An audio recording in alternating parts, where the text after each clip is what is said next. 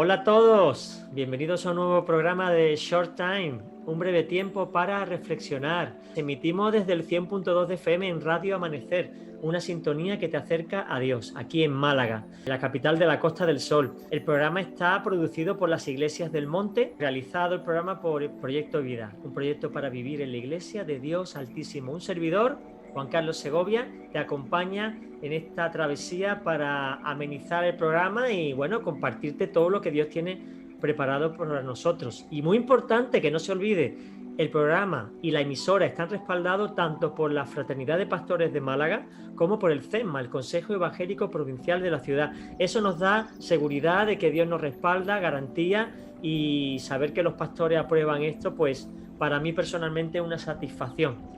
Bueno, hoy tenemos a un invitado. Ya sabéis que tenemos programas de ciencia, psicología, historia, pero también queremos conocer a los pastores y ministerios, no solamente de la ciudad, sino de España y del mundo mundial, como diría alguno. Hoy tenemos aquí a David Reina. Hola David, Señor te bendiga. Buenos días, Juan Carlos. Gracias, un placer estar con vosotros esta mañana. David, ¿tú reinas de verdad? Bueno, espero que reine Jesús más que yo. Amén, al final las coronas se las tendremos que poner a Cristo. No valen de mucho las coronas. Bueno, pues David es un hermano que está muy activo en el tema de conferencias. Dio el otro día una mesa de debate muy interesante sobre las nuevas tecnologías. Os recomiendo que lo escuchéis. Ahora nos dirá si tiene página web, canal. Él es miembro de la asociación Comunitas España, que está enfocado en, básicamente, tú me corriges, David, en predicar el evangelio a través del deporte y llegar a todos y a la juventud especialmente, ¿no? Bueno, en realidad, Comunita es una misión que se dedica al tema de la plantación de iglesias, de empezar comunidades, tanto en Estados Unidos como en toda Europa.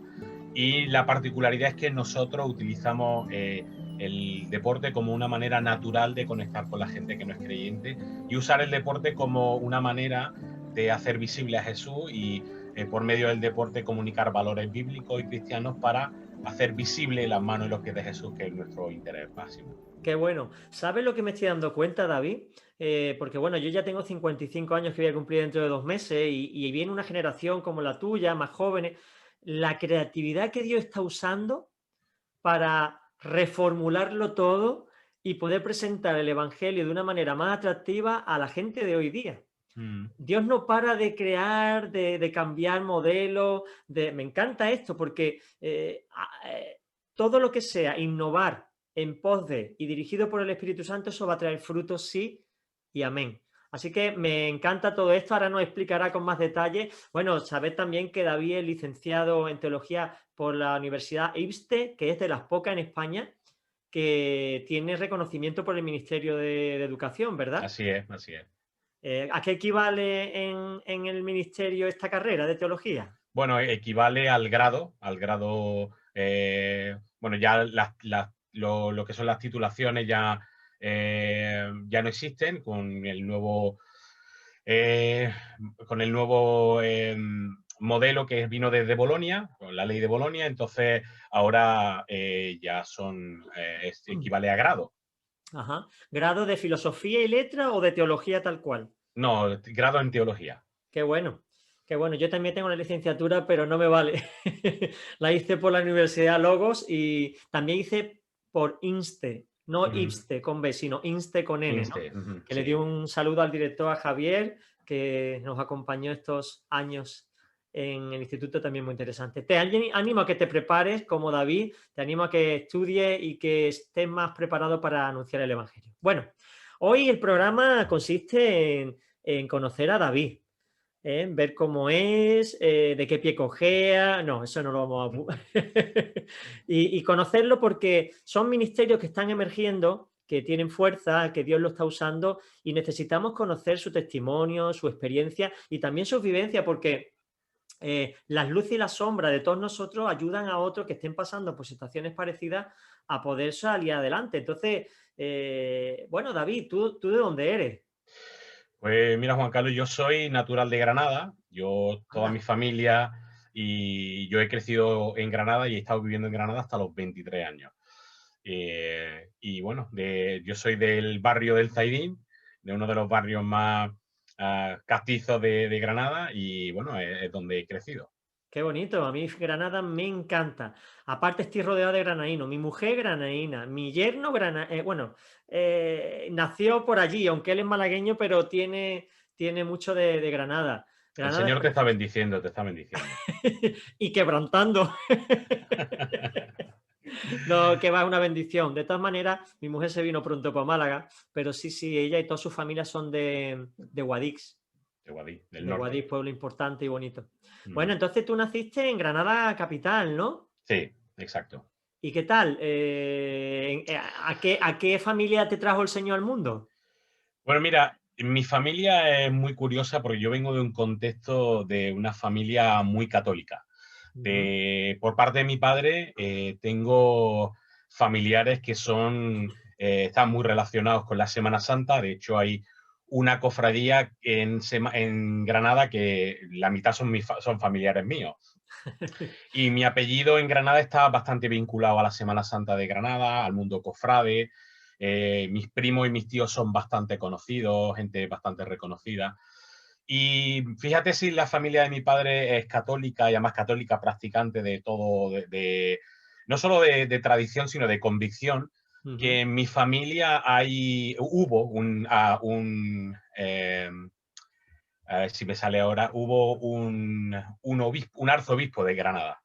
Ajá. De mi familia ha habido un arzobispo de Granada y por parte de mi padre, pues mi padre tiene primos, tíos que son sacerdotes, monjas, etcétera, etcétera. Y luego por el otro lado, tengo la familia de mi madre que también son católicos, no tan practicantes, pero la curiosidad, la particularidad es que mi abuelo materno era escultor de madera y mi abuelo trabajaba con uno de los grandes imagineros de Granada, que era Espinosa Cuadros, y hay algunas tallas, incluso tronos en Granada, que están hechos por mi abuelo. Y con ese background, yo conozco,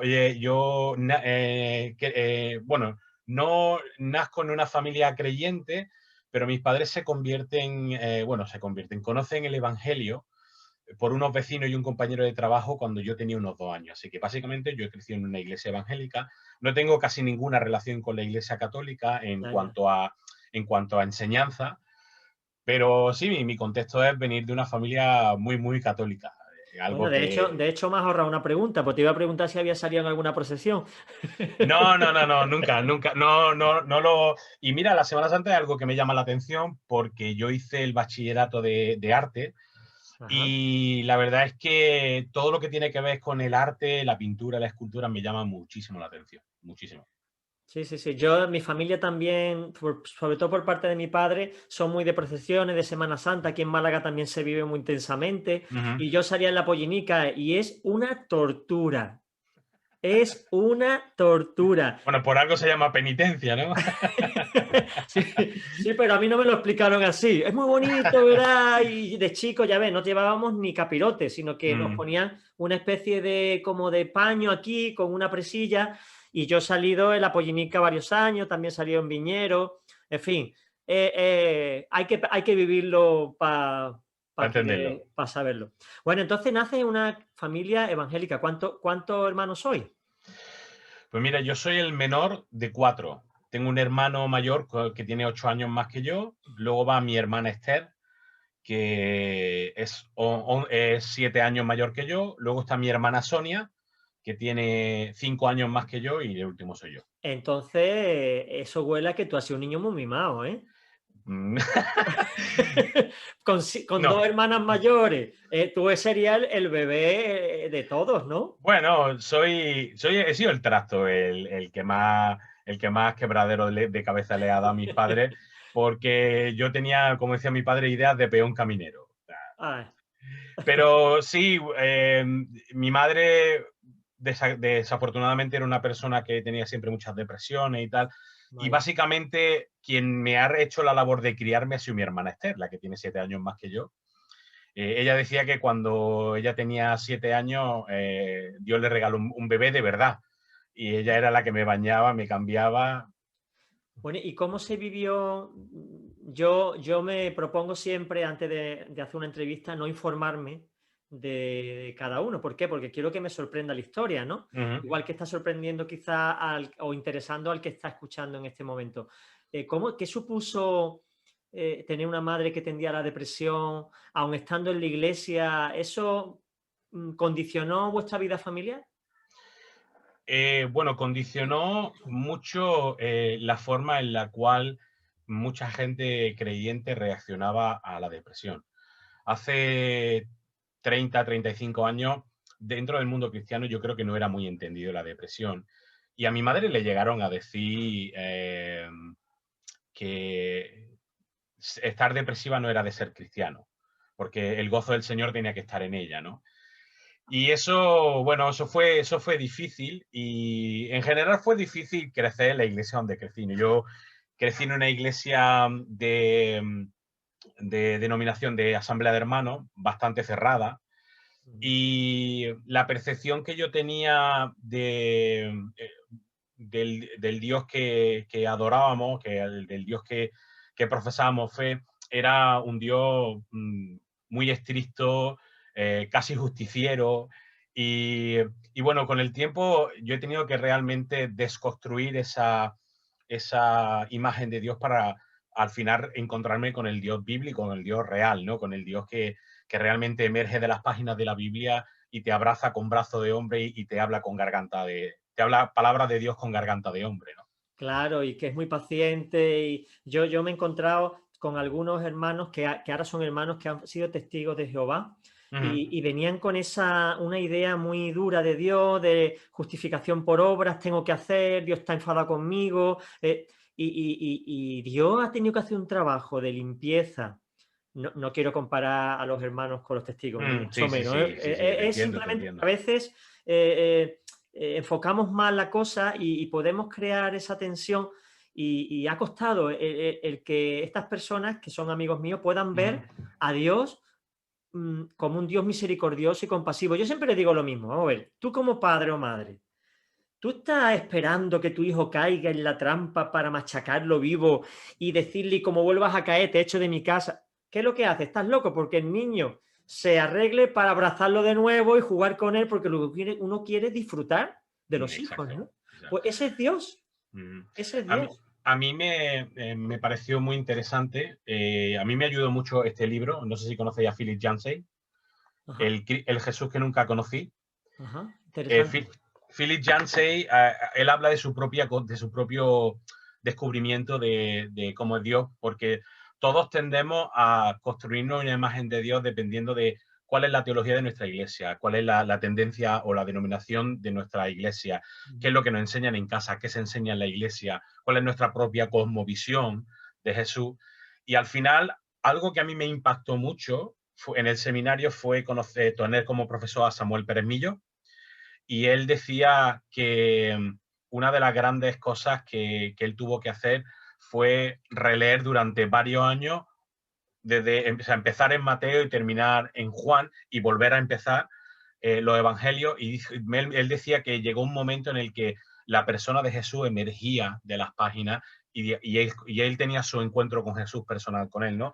Y si realmente tú quieres conocer a Jesús de una manera personal, la única manera es escuchando su voz por medio de la palabra y conversando con él por medio de la oración. No hay otra manera. Qué No hay bonito, otra manera. qué bonito, porque además las experiencias que tenemos con el Señor son personales Exacto. y únicas, y entonces no podemos comparar. Es que a mí en mi caso fue así, pero en mi caso fue de otra manera. Dios es tan genuino y tan increíble que se adapta a nuestra personalidad, busca el tiempo adecuado y qué bueno. Entonces, bueno, en el contexto en el que estaba, pues tu madre sufrió un poquito todo el tema este. ¿Cómo lo llevaba tu padre? Pues claro, por un lado él estaría en medio, la iglesia, tu madre y él, ¿cómo llevaba la situación?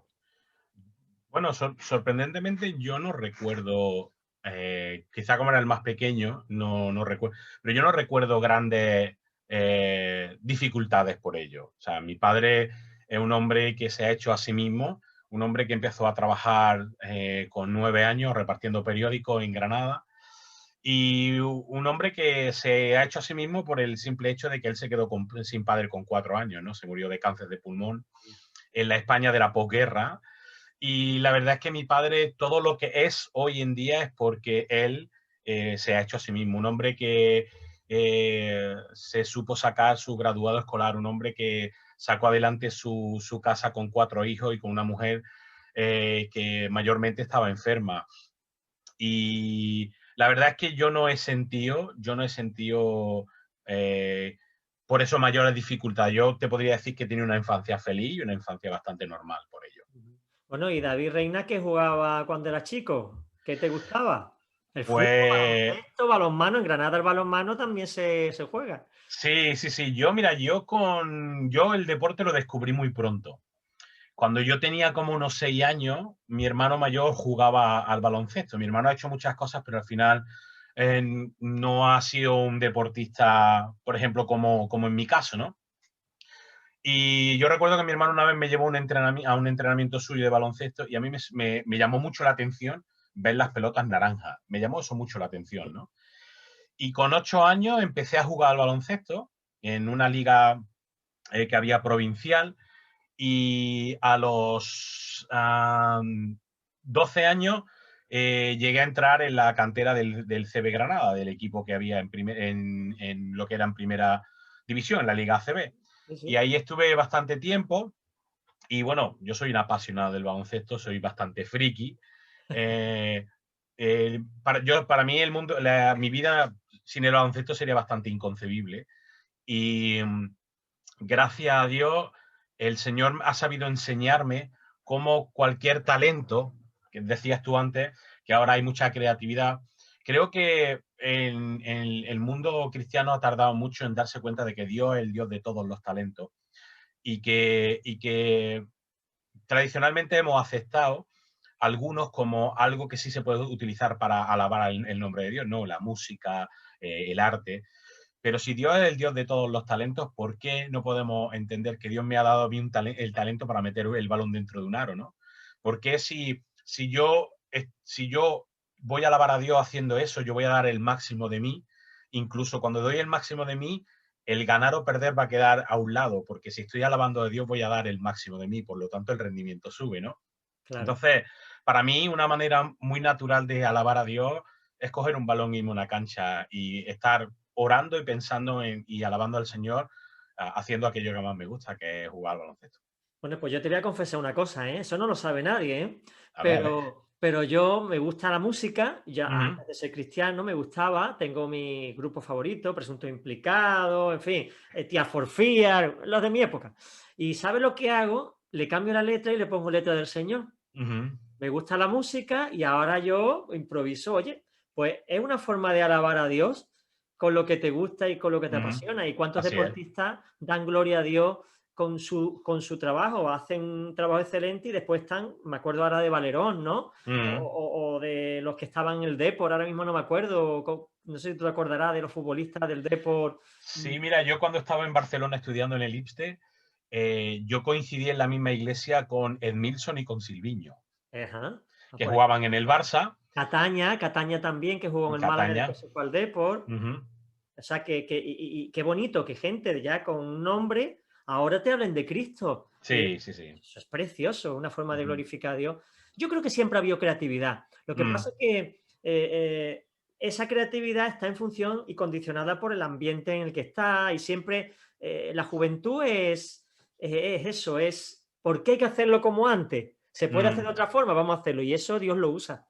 Dios lo Yo, usa. yo creo que más que juventud, y muchas veces se asocia, por ejemplo, el deporte con la juventud, pero el deporte es para todos. O sea, Ujú, desde los niños hasta... Solo que hay que adaptar el deporte a la edad que uno tiene. No claro, puedes pretender tener 60 años y pegarte un partido de baloncesto de 2 horas porque posiblemente al día siguiente no te vas a levantar. seguro. Pero sí es verdad que yo creo que la iglesia y los cristianos deberíamos eh, a mí me gusta mucho un concepto que se llama el concepto de la iglesia, la iglesia líquida, en el sentido de que la iglesia debería ser tan moldeable y tan maleable como el agua. Tú cuando el agua la echas en un recipiente, el agua inmediatamente toma la forma del recipiente en el que tú la echas.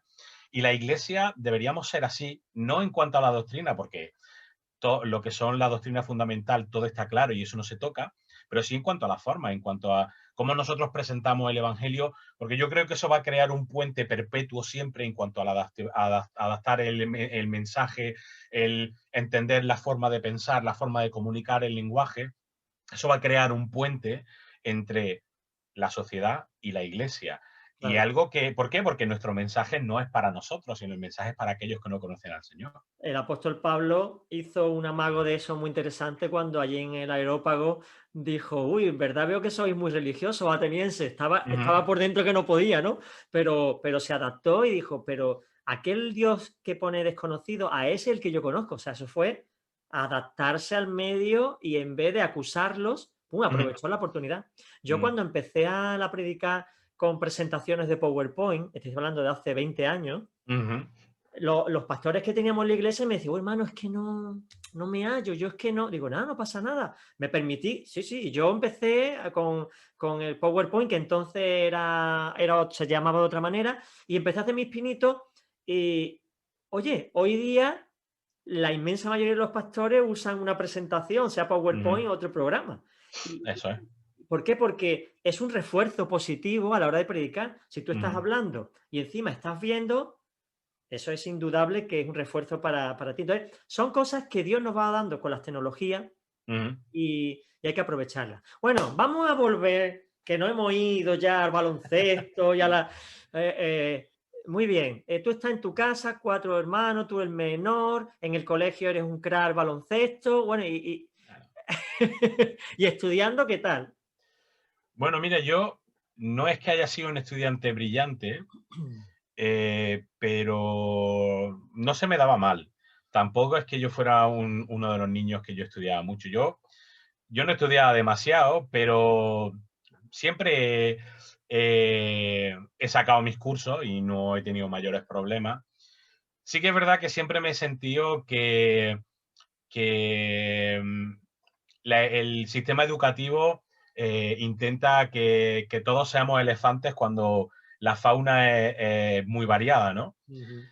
Entonces, yo con el tiempo he aprendido que yo tengo otras maneras más kinestésicas de aprender y que yo aprendo de otras formas, no tan más tradicionales. Y cuando he entendido eso, la verdad que he pasado de ir en bicicleta a ir en un Ferrari, porque mi aprendizaje ha sido mucho más enriquecedor, más interesante para mí. Pero la verdad es que no me, los estudios no me han costado nunca demasiado, no han sido quebraderos de cabeza.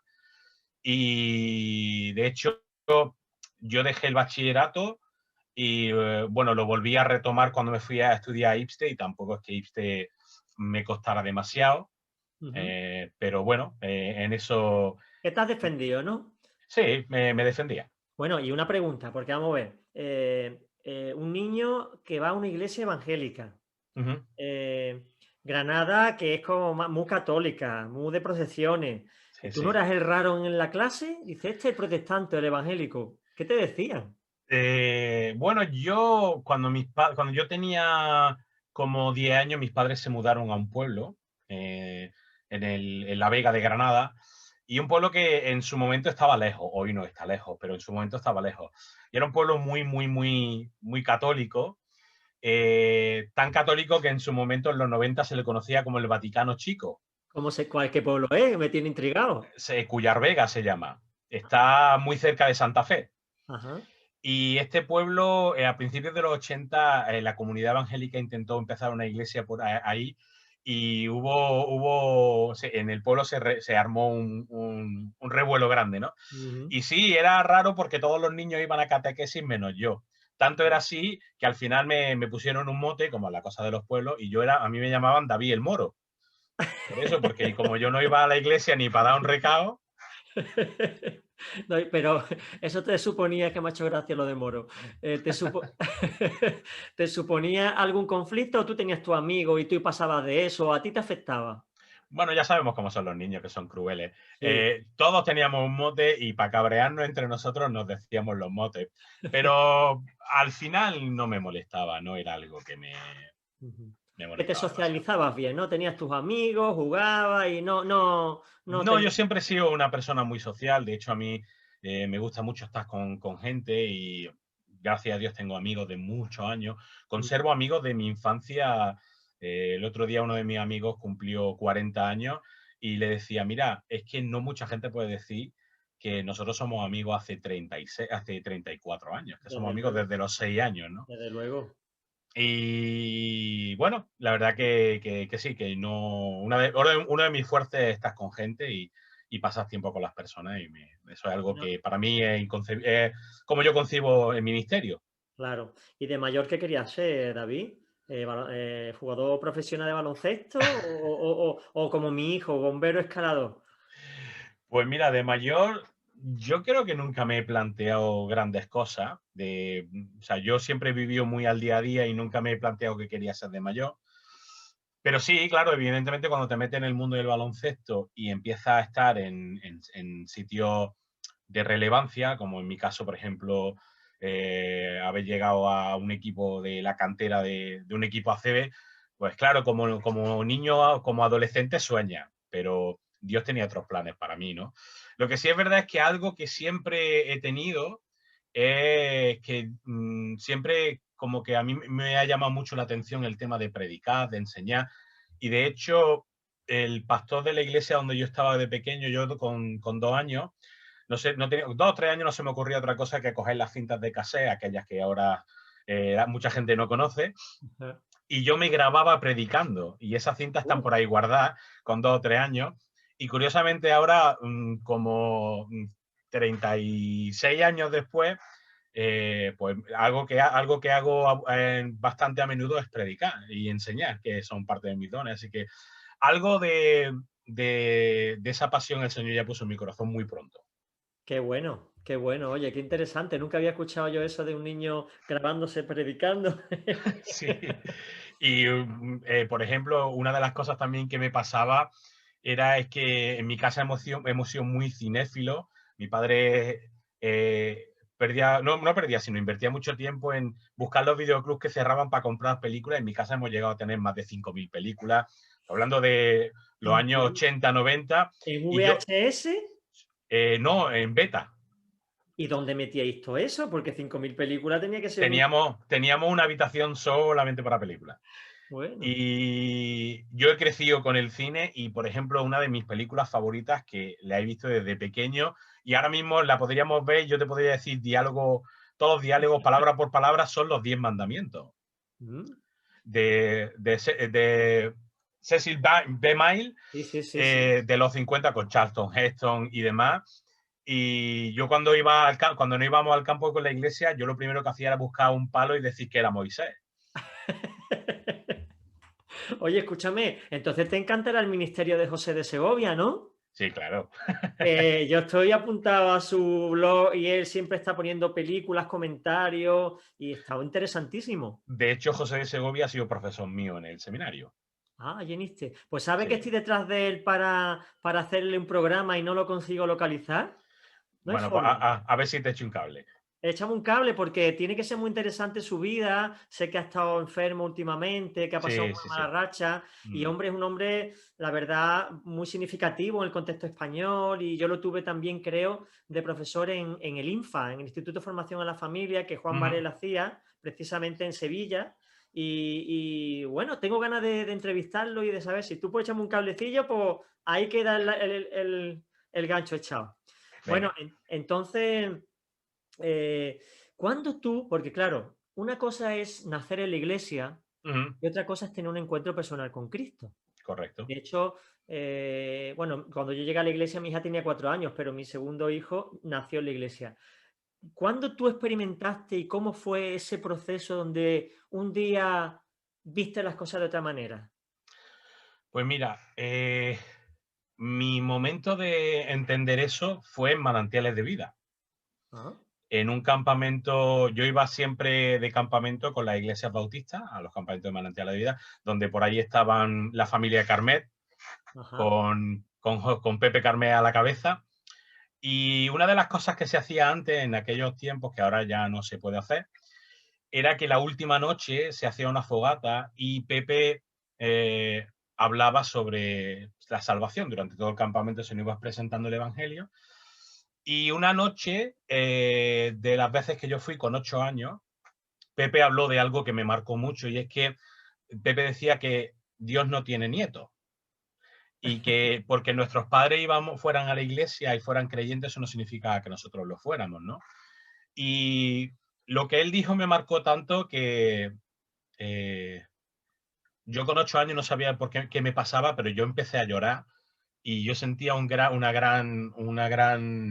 eh, yo sentía un gran perdón y un gran amor que nunca he vuelto a sentir esa sensación de entender y saber que Dios nos perdona y nos ama de una forma inmensa.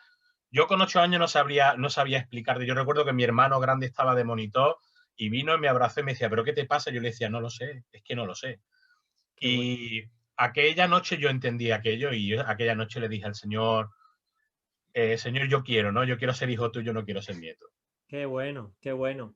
Con 8 años, pues bueno, fue pronto. Entonces, ¿te bautizaste al poco tiempo o tardaste todavía? No, a los 15, yo me bauticé a los 15. Ujú. Mm, Entonces cambió un poco, bueno, un poco no, cambió radicalmente tu percepción de Dios, de la iglesia, te involucraste más. ¿En qué se tradujo ese impacto del Espíritu Santo en tu corazón? Bueno, como tú sabes, que el que uno se bautice no significa que realmente ha entendido todo, ¿no? Claro. El camino con el Señor siempre es un aprendizaje y un proceso. Hay gente que lo procesa más y hay gente que lo procesa menos. Mi proceso de conocer más al Señor vino bastante más después, ¿no? Cuando yo llegué a ser adolescente, yo vivía un poco una doble vida. Yo tenía mi careta que yo me ponía los domingos para ir a la iglesia y el resto de la semana vivía como quería, ¿no? Y el Señor con 12 años, en una predicación de Fernando Filgueira, no sé si conoce a Fernando Filgueira. No, no, Él, no lo recuerdo ahora mismo. Fernando Filgueira, él está relacionado con Sefobán y es gallego, y mi iglesia tiene mucha relación con ellos. Y él predicó un domingo, yo tenía 12 años, predicó un domingo sobre la necesidad de obreros en la obra, ¿no? En la Sí. mies. Y al final de la predicación él dejó como 5 minutos para que la gente pudiera orar y comprometerse, ¿no? Y yo con 12 años, yo recuerdo decirle al Señor, Señor, si tú quieres que yo haga esto por el resto de mi vida, yo lo hago.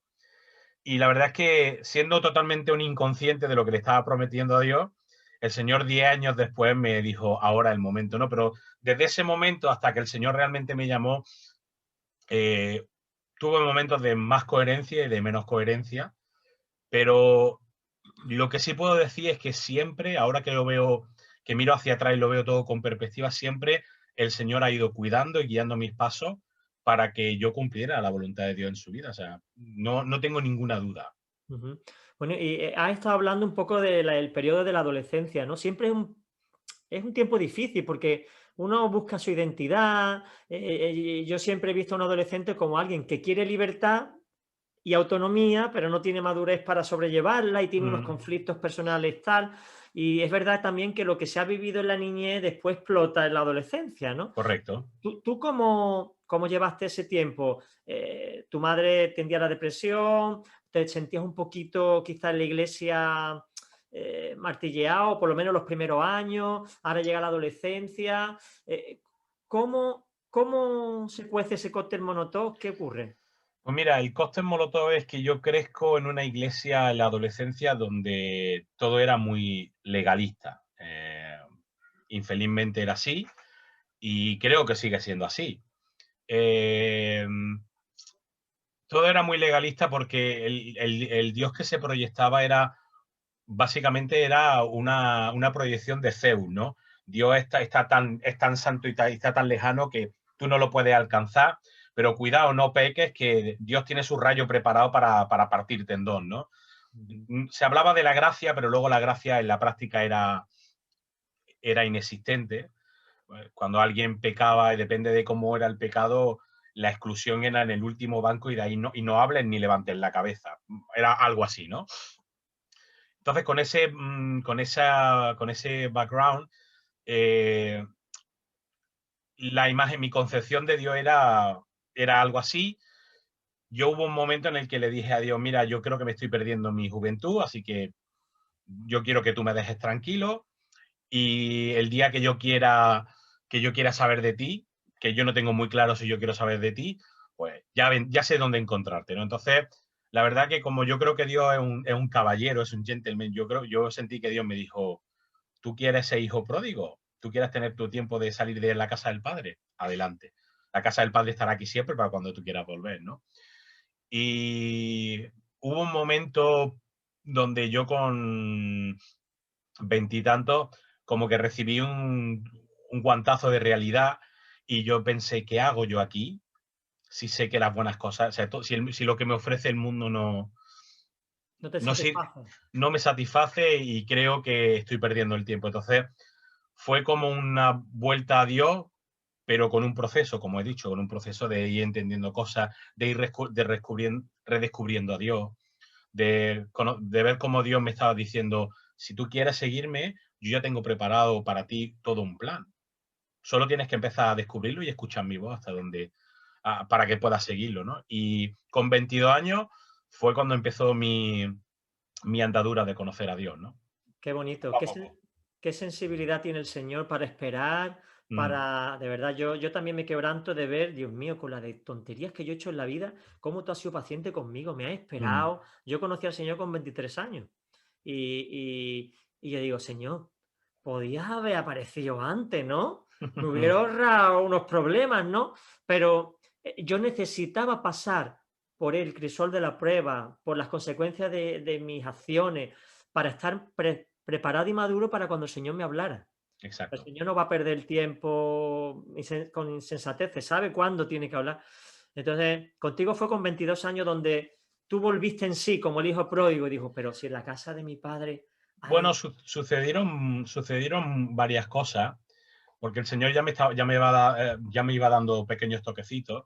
Lo Ajá, que pasa que el toque que me hizo abrir los ojos fue el toque de que, bueno, como cuando pasa cuando eres padre, ¿no? Tú le avisas a tu hijo con mucho cariño, de muchas maneras, pero si sigue insistiendo ya tiene que venir otra manera de hacerlo, ¿no? Entonces, eh, yo sentí que cuando Dios me dijo con 22 años, mira, tú te acuerdas de tu promesa, pues ahora es que es el momento de cumplirla. Yo le dije a Dios, mira, tú llegas tarde. Yo con 12 años estaba preparado, pero ahora no. Ahora yo ya he construido mi vida. Y yo sentí que el Señor me decía, pues todo lo que tú piensas que en tu vida está arraigado y cimentado, todo va a desaparecer. Y efectivamente, todo lo que yo pensaba que era fijo, el Señor dejó mi solar, quiero coger esta imagen, totalmente asolado. limpio, desolado, ¿no? Y mis padres se divorciaron, yo tenía una relación con una chica cristiana de 4 años, esa relación terminó muy mal, eh, todo. Incluso yo entré en una crisis personal personal bastante profunda, incluso de fe, ¿no? Y una de las razones de ir al seminario es que yo le decía al Señor, mira, yo sé que tú me estás pidiendo que yo vaya al seminario a estudiar, que la lección del seminario no era precisamente estudiar teología, sino que lo que realmente el Señor me iba a enseñar allí, que el Señor iba a tratar conmigo. Era el único sitio donde yo me iba a dejar tratar por el Señor, ¿no? Y yo sentí que en todo ese proceso el Señor me decía, tú has construido hasta el momento tu vida a tu manera, ahora vas a construir a la mía. Tú Ujú. tienes que construir con el plan que yo tengo para ti, ¿no? Y fue un proceso duro, ¿no? Cuando el Señor te talla, delante del Señor muchas veces somos como piezas de carbón que dentro tiene un diamante, ¿no? Cada golpe que el Señor te da, Duele, ese diamante sale fuera, pero cada golpe duele, ¿no? Y sobre claro. todo cuando ya llega el diamante puro y el Señor empieza a cincelarte y a darte forma, cada golpe duele. Pero cada vez estás más preparado para que el Señor te use. Claro. ¿Trabajabas tú en ese tiempo o seguías Eh, estudiando? Estaba estudiando, tuve momentos de estudiar, de trabajar, tuve momentos donde la propia denominación donde yo estaba me pagaba los estudios. Los 5 años que yo estuve estudiando, ninguno fue igual, todos fueron un poco diferentes. Buscando quizás tu lugar hasta que el Señor ya confirmó, ¿no? Y con ese llamado ya, pues tú ya empezaste a centrarte. Y bueno, el instituto serviría para enfocarte, ¿no? Para centrarte, ¿no? Mira, Vamos, a lo mejor estoy tirando mucho de no, no, hilo, ¿eh? no, no, no, no, no. con la crisis personal que yo tenía y con la proceso devastador que había hecho el Señor, yo llegué al seminario como un caballo desbocado, pero como un caballo desbocado. Y yo no sabía ni quién era ni lo que Dios quería de mí. De hecho, lo de ir al seminario nunca fue idea mía, sino que entre mi pastor y el Señor, que el Señor lo usó a mi pastor, fue la idea de mandarme a Barcelona. Y yo recuerdo cuando yo me subí en el tren, en ese Talgo, que es larguísimo, 12 horas de viaje, que en Renfe te venden que los asientos son anatómicos, dices, tío, anatómicos sí, pero forense. Ahí muere. Cuando ya llevas media hora en el tren, dice, le pregunta al revisor que por dónde vamos, te dice por Linares y no te tiras a las vías del tren porque lo descarrila y ya no avanza. Entonces, yo recuerdo subirme en el tren y cuando el tren empezó a arrancar, empezaba a llorar y preguntas, ¿qué hago yo en el tren? ¿A dónde voy? ¿Qué se me ha perdido a mí en Barcelona? ¿No? Pero el Señor tenía un plan conmigo. Y cuando llegaste allí, pues supongo que te costaría trabajo el adaptarte, nuevo ambiente, Yo estar era en un una... bicho raro en el seminario. Todos los seminarios buscan un perfil de estudiante y yo no encajaba. Yo era un poco, formaba parte del lado oscuro, ¿no? Pero el Señor, la verdad es que ha tenido mucha misericordia de mí. El Señor me iba hablando mucho y el Señor sobre todo me iba diciendo, la razón de estar aquí no es por estudiar, la razón es porque estoy tratando contigo, ¿no? Mm. Y pasaron muchas cosas, el Señor utilizó muchas situaciones, también por como yo llegué, había mucha gente dentro de la institución que no daba un duro por mí, que incluso hubo momentos de amenaza de como sigas así te vamos a echar, pero todo era un proceso que el Señor estaba tratando y que poco a poco el Señor ha llevado a donde, siempre y cuando yo he estado escuchando la voz del Señor y aunque no entendía, yo intentaba hacer como hizo Pedro, ¿no? Cuando Jesús le dijo que echara la red en el otro lado, Señor, puesto que tú me lo mandas, yo lo voy a hacer. No lo entiendo, pero lo voy a hacer. Claro. Al final el Señor te estaba domando, como hace con todos, ¿no? Porque somos caballos desbocados y el Señor tiene que ir tranquilo, para, Sí, y es un justo así, proceso largo. Bueno, y justo cuando así. vuelves a Granada, ¿eres otro David? No, no he vuelto a Granada, no he vuelto a Granada. ¿Ya no volviste? Yo me fui a Barcelona en el 2005 y ya no he vuelto a vivir en Granada más. Ah. O sea, que Eh, porque en Barcelona está el IFTE y ahí ya te quedaste, echaste raíces allí. yo no planeaba eso, pero el Señor sí, ¿no? Mm. Yo me quedé allí. Estuve un tiempo allí en un campamento, hay una fundación de la misión GEM, que tiene unos campamentos allí que son La Arcada, no sé si los conocéis. Bueno, pues uno de los campamentos que se hacen campamentos para no creyentes, y uno de ellos era un campus de baloncesto, entonces me pidieron a mí que yo lo dirigiera, y ahí conocí a mi mujer. Ah. En el 2007, el 2009 nos casamos, mi mujer formaba parte de Ágape en Barcelona, ya nos quedamos allí, yo entré a formar parte de Atletas de Nación, estuvimos un tiempo trabajando dentro de Ágape, Entonces conoce a Natán, ¿no? claro, claro, a Natán y a muchos otros. Eh, y bueno, ese fue el proceso, ¿no? Yo me fui para 4 años que duraba el IPSTE y al final me quedé 10 en Barcelona. Bueno, ¿y cuántos niños tienes? Tengo dos, tengo una niña que se llama Elena con casi 5 y tengo un niño con 3 años que se llama como uno de los grandes, se llama Jordan. No veas, qué bueno. Pues tienes la edad de mis nietos. La edad de mis Ah, nietos. Están para comérselo a esa edad, ¿eh? sí, sí, sí, sí, sí, están. Ahora mismo son todo monerías, todos sorpresas, cómo aprenden, cómo evolucionan. Ahora Claro, mismo es un momento para disfrutar. qué bonito. Bueno, ¿y por qué te vienes para Málaga, la mejor ciudad de España? ¿Cómo es eso? Pues mira, como ya te digo, con nuestro proceso de trabajar con deportistas en atletas, nosotros empezamos a ver que ser deportista en Europa es encontrarse bastante solo, porque la realidad es que no hay otros creyentes haciendo deporte, ¿no? Y especialmente gente que se toma el deporte como algo de un estilo de vida, ¿no? Gente federada, gente que lo hace. Entonces, el Señor nos mostró de que el campo de misión del deporte es muy grande y donde no hay mucha presencia de creyentes. Por ejemplo, una estadística dice que el 95% de la población mundial está relacionada de alguna manera con el mundo del deporte. O son padres de deportistas, o son seguidores, o son deportistas activos. Solo el 5% de la población mundial no tiene nada que ver con el deporte. Por lo tanto, el campo de misión es tremendo, ¿no? Claro.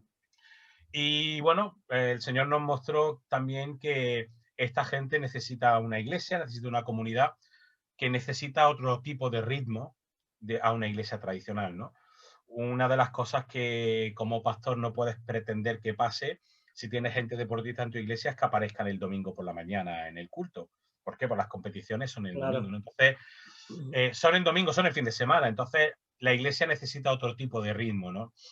Entonces entendimos eso y en ese proceso de buscar, el Señor nos llevó a Madrid, donde vivimos un año y donde nació mi hija, Elena, y entramos en la misión donde estamos, salimos de Ágape por un tema de división de visión. Ágape tenía una visión, nosotros empezábamos a tener otra, entonces decidimos salir y entrar en Comunita, y en el proceso nosotros sabíamos que queríamos ir a un sitio donde hubiera necesidad, y el Señor nos trajo a Málaga, porque aquí el deporte en Málaga es algo que está latente, que está en cada esquina, Ujú. y el Señor nos mostró en un viaje que hicimos aquí a Málaga durante 8 días que lo que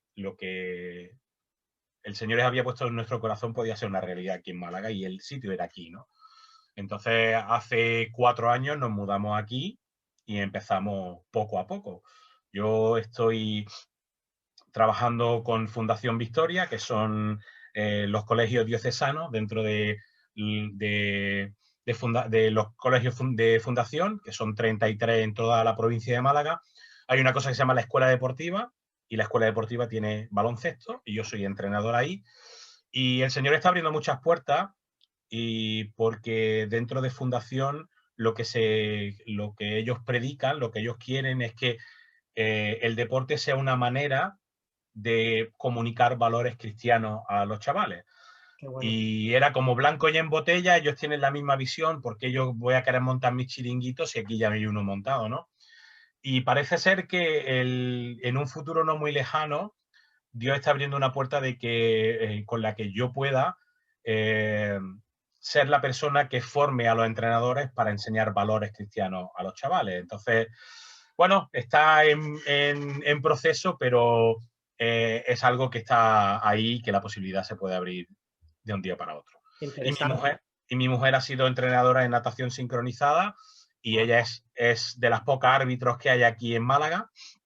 Y bueno, nosotros estamos intentando formar parte del tejido social de deportivo aquí en Málaga, para ser luz y para ser sal ahí donde el Señor nos pone. Qué bueno, qué bueno. Yo te animo también a que te integres con la pastoral y los ministerios de la ciudad y de la Ujú. provincia. Tenemos una hermandad tremenda y los ministerios se están agregando porque es bueno que compartamos, tengamos esa coinonía, Exacto. esa amistad, que al final lo que va a primar es la amistad. La amistad va a Ujú. romper prejuicios, barreras y todo tipo de ideas y nos va a unir porque está claro, viene un avivamiento, pero sin unidad, nada de nada. Tenemos Ujú. que estar unidos y este ministerio es muy importante porque suma a lo que Dios está obrando Eso es. en nuestras ciudades. No hablo de Ujú. Málaga, hablo de toda España porque se acerca algo muy, muy importante y no sé si vosotros lo percibís. Ese avivamiento, esa preparación, algo que Dios va a hacer y está preparando ministerios jóvenes con nuevas disciplinas, nuevas áreas, porque todo esto son las redes que se están preparando para cuando venga la pesca abundante. Mm, Bueno, nuestra sensación es que, bueno, más que nuestra sensación, yo quiero hablar de mí mismo, ¿no? De mi sensación es que tiempo de avivamiento es siempre, porque Dios siempre quiere avivarnos. Solo que, y yo veo en la Biblia y veo en la historia del cristianismo que solo hace falta que una sola persona esté dispuesta para que el avivamiento sea posible. Y yo añado siempre que hablo de este tema que el avivamiento tiene que tener una seña visible, ¿no? Y es que tengamos callo en las rodillas de pedirle al Señor que obre, y y que nos unja con su espíritu para que seamos utensilios en sus manos. Así es, así es. De hecho, tenemos Semana Unida de Oración, Ujú. todas las iglesias, de hecho, Faro, que es un ministerio, trabaja en intercesión constante Eso es. y en las iglesias se está promoviendo cada vez más la oración porque entendemos que la unidad y la intimidad con el Señor, pues eso va a traer. Y cuando hablo de avivamiento, evidentemente, el avivamiento es personal y tiene que estar siempre avivado. Pero yo Ujú. hablo de un derramamiento especial del Señor donde hay comunidades enteras, por ejemplo, en los años 70, Ujú. yo conozco a muchos cristianos que se convirtieron en los años 70. Algo hizo Sí. el Señor especial en esa Ujú. década que de las comunidades católicas, por lo menos aquí en Málaga, hay un montón de evangélicos que salieron por experiencias carismáticas, por llamados especiales, por una presencia de Dios muy fuerte y eso marcó esa generación. Y yo estoy hablando de que viene algo más grande, que todos los pastores, como cuando va a llover, hueles que hay humedad en el ambiente, ¿no? Eso es. Ujú. Esa es la sensación que tenemos, esa expectativa del Señor y ministerios como el vuestro lo que hace es todavía mostrarnos con más claridad que viene y que todas las redes van a seguir, las manos son pocas, porque cuando el Señor le dijo, como tú dijiste, echa la red a la derecha, tuvieron que llamar a otros porque no cabían en la Ujú. barca y no podían sacar con las redes. Y eso es lo que esperamos, ¿no? Que una vez me mostró el Señor que España era como un desierto, pero cuando en un desierto llueve, aparecen flores por todas partes. Y dices, Ujú. bueno, Eso es pero cierto. si no había nada, ¿cómo es Ujú. posible? Pues de alguna manera Dios va a llover o va a caer y va a germinar toda aquella siembra que durante décadas se ha hecho en este país y vamos a ver una cosecha maravillosa. Y tú estarás Eso, ahí eso espero. con tu ministerio para ser parte de esa bendición de recoger y de sacar peces del agua para Cristo. Eso es. Muy bien, David, pues el tiempo se está acabando. ¿Algo más que quieras comentar? ¿Alguna página web donde poder localizar tu ministerio o ponerse en contacto contigo?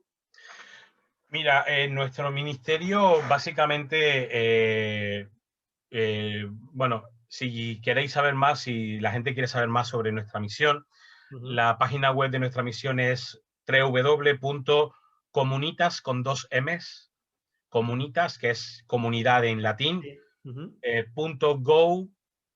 .go.org. O sea, .go.org. No, pues es comunitas.go.org. Eso es, eso es. Exactamente. Esa es la página web. Muy bien. Y luego nosotros personalmente, como estamos presentando nuestro ministerio al mundo del deporte a través del coaching, tanto mi mujer como yo somos coach para el mundo del deporte y lo que estamos haciendo es presentarnos como una plataforma de coaching para trabajar. Esto en el mundo del deporte está ahora, bueno, en muchos aspectos de la sociedad, Sí. pero especialmente en el mundo del deporte está muy latente y nosotros estamos viendo una oportunidad en que tanto los clubes como los deportistas están en el mundo del deporte ahora el tema de valores está muy latente, la gente quiere eh, usar los valores por medio del deporte y nosotros estamos intentando ayudar a los clubes con esto y para nosotros es una oportunidad de presentar valores y valores bíblicos Claro. al mundo del deporte para poder hacer visible a Jesús en el mundo del deporte, ¿no? Entonces, tenemos una plataforma de coaching que se llama maximorendimiento.com, esa es la página web, donde nos presentamos como profesionales del coaching, y eso intentamos ser profesionales, para ayudar tanto a deportistas como a clubes en ese proceso de el trabajo de inteligencia emocional, trabajo de bloqueos mentales, Mm. etcétera, etcétera. Todas las herramientas del coaching puestas a disposición del mundo del deporte con la perspectiva de traer a Jesús a la vida de los deportistas. Estupendo, pues tomamos nota, comunitas.go.org y máximorendimiento.com. Lo pondremos en la descripción No, de perdona, punto es. a.es, vale.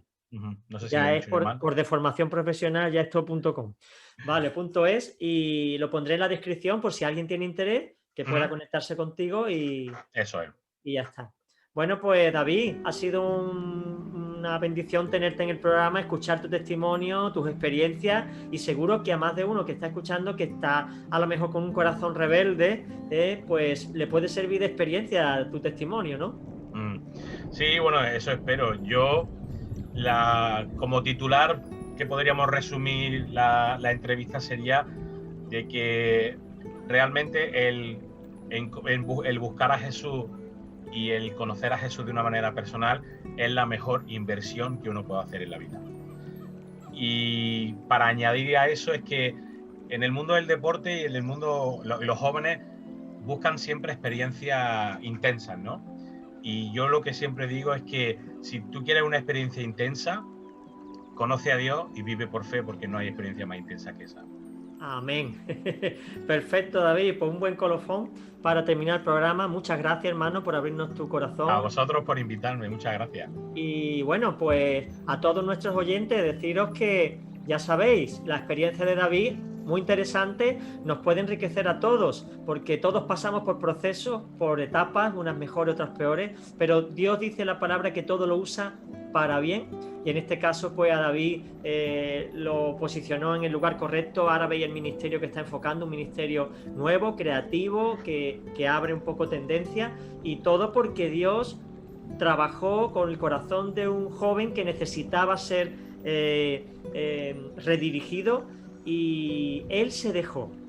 Siente, hermano, yo te digo, hermana, si tú estás en un proceso de rebeldía o has sufrido algún daño en alguna iglesia, porque oye, los pastores no somos perfectos, ya te digo yo porque me conozco, fallamos mucho, podemos cometer excesos, o simplemente porque tienes heridas del pasado, o porque tu vida no ha sido fácil. Mil cosas pueden hacer que tu corazón se condicione, pero sí hay una cosa: Dios no ha tirado la toalla contigo, Dios te sigue amando, Dios te quiere a ti y se ha propuesto a acabar lo que empezó. Así que sé sensible a la voz de Dios, déjate guiar como David, y Dios te usará porque Él le ha puesto dones en tu corazón, naturales y sobrenaturales, para que tú puedas ser un hombre y una mujer preparado para toda buena obra. Así que un fuerte abrazo, que el Señor te bendiga, y recuerda, nos vemos la semana que viene en un nuevo programa de Short Time, un breve tiempo para reflexionar. Un fuerte abrazo.